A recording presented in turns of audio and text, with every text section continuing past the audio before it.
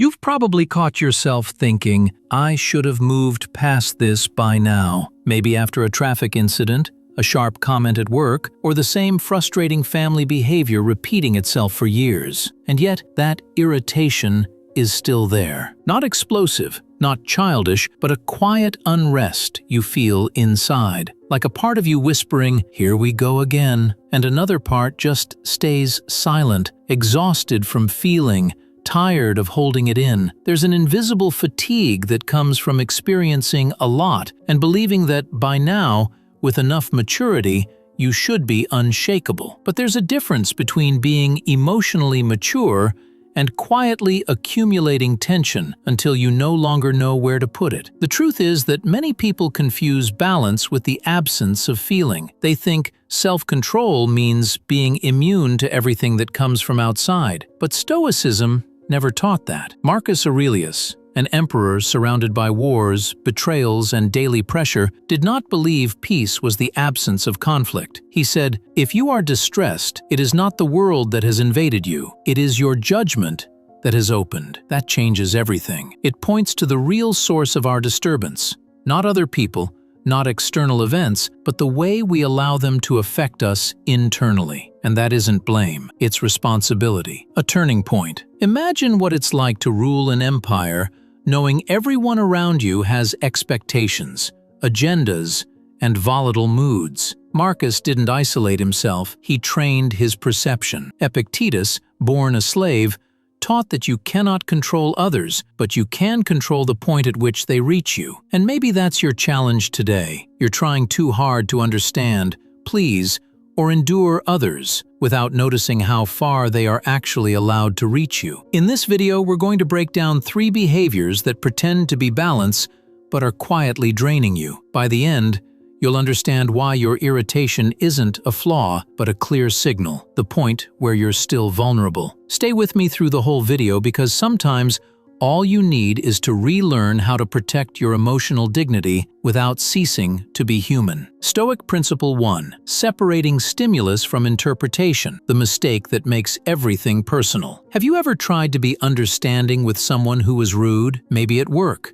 When a coworker speaks sharply and you think they must be going through something tough. And even so, after the conversation you feel drained. You can't quite explain it, but something inside you was hit. What looks like maturity, understanding the other person, is often really a faulty emotional filter. You absorb without noticing. You carry the tone, the gesture, the indifference. Little by little, it adds up. Before long, you find yourself replaying it at night, something that should have been over long ago. There's a reason this happens. The emotional brain reacts first. It's automatic. Before reason even arrives, the body is already preparing to defend itself or withdraw. When you don't create space between the stimulus and your interpretation, the reaction becomes identity. You don't just respond, you become the response. And that's dangerous, because someone who lives in reaction lives shaped by the world instead of shaping it from within. Marcus Aurelius knew this. Every day he reminded himself, what others do reflects their character, not mine. That distinction is powerful. It moves you out of the center of attack and puts you back in the center of choice. Someone can be rude, unkind, disrespectful, but that belongs to them. The real question is, how much of that will you let in? Imagine a simple situation. Someone treats you badly at work. The rudeness lasts 30 seconds, but the inner dialogue lasts hours. You replay the scene, imagine better responses, create assumptions, feel smaller or angrier. What really consumes you isn't the act, it's the echo. And the echo comes from confusing stimulus with meaning. So here's a simple practice. When something hits you, mentally name it. Tell yourself, that's their behavior, not a verdict about me. You aren't avoiding the emotion, you're returning the interpretation to the right place. That creates a small space, and in that space, freedom not to react can arise.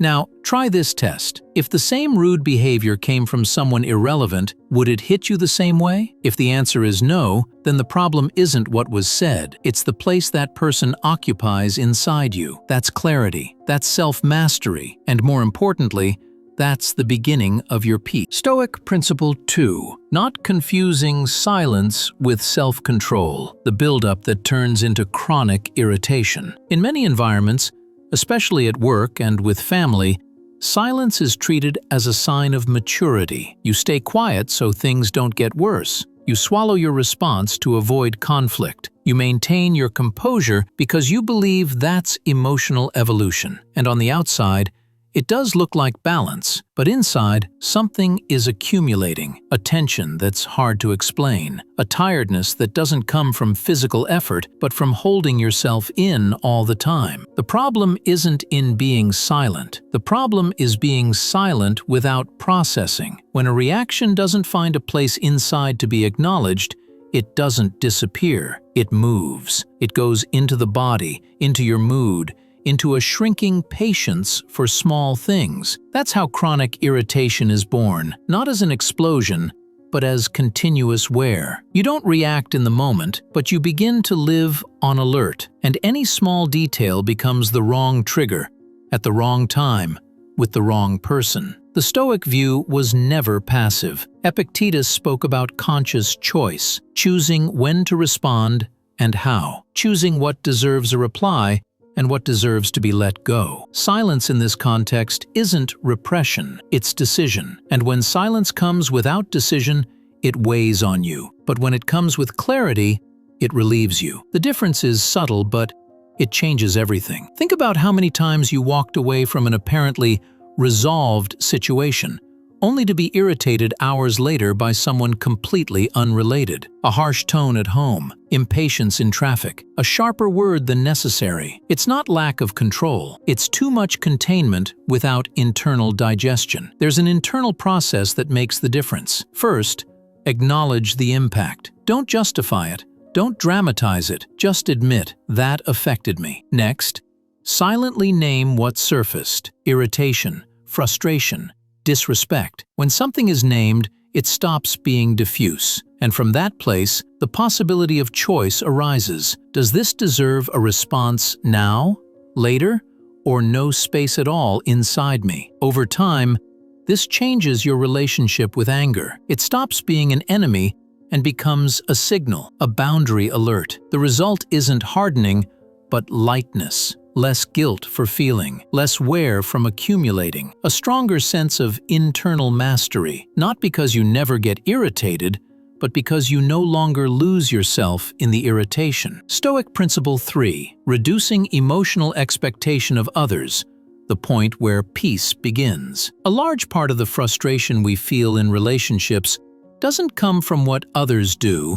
but from the expectations we build about how they should behave. We expect coworkers to be more empathetic, family members to learn from their mistakes, older people to be wiser. And when that doesn't happen, we feel hurt, not exactly by what was done, but by what was not delivered. We create idealized images, project better versions onto others, and unconsciously, we demand they match them. The bigger the expectation, the greater the silent irritation. Disappointment becomes disguised resentment. You start backing away, measuring your words, accumulating minor annoyances that don't justify themselves alone, but add up. Over time, a relationship that should be a source of support becomes a source of tension, not because the other person worsened, but because you expected something better, something fairer, something they might never provide. Marcus Aurelius faced this dilemma with radical honesty. He woke every day reminding himself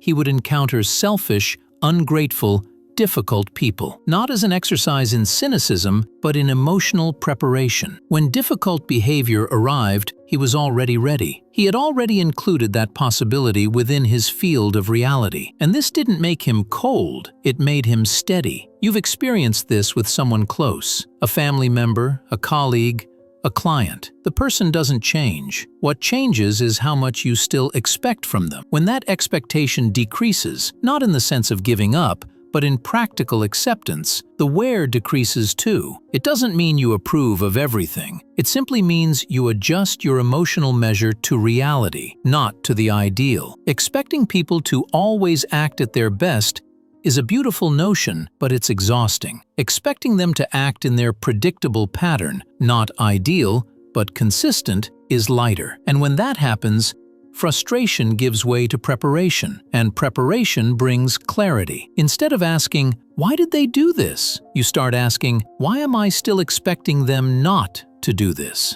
That's the question that liberates, because it shows that the hurt isn't so much in the relationship itself, but in the image of it that you built. And every time you dissolve an unrealistic image, what remains is space to deal with life as it is, not as you wished it were. That's where peace begins, not in the perfection of others, but in the quiet reconstruction of your own expectations. Conclusion: calm is not absence of impact. It's rapid recovery of dignity. Being calm doesn't mean being immune.